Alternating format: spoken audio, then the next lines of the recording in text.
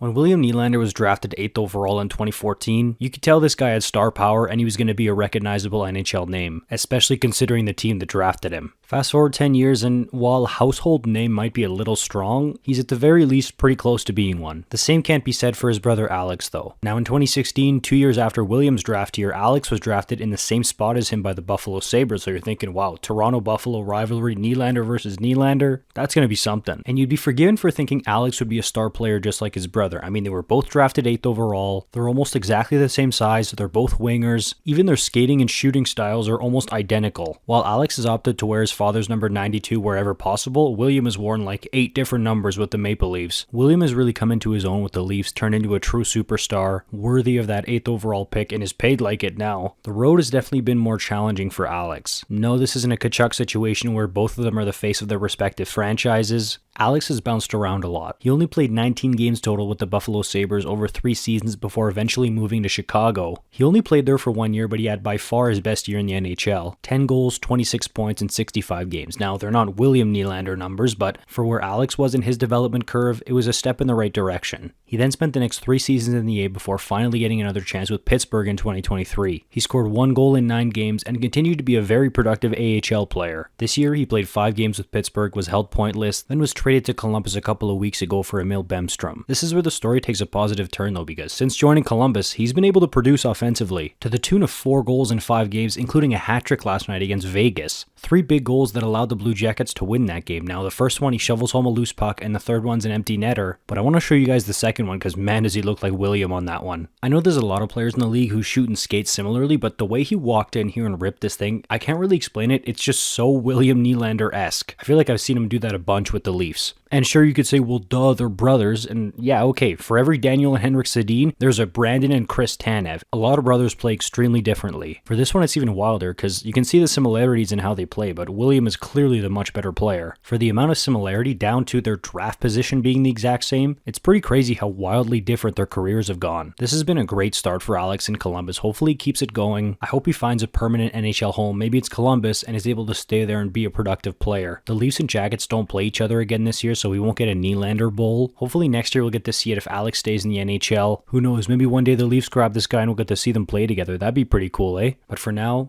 I'm just pulling for him to keep scoring with Columbus. Let me know your thoughts in the comments. Like and subscribe. I'll see you in the next one. You're awesome.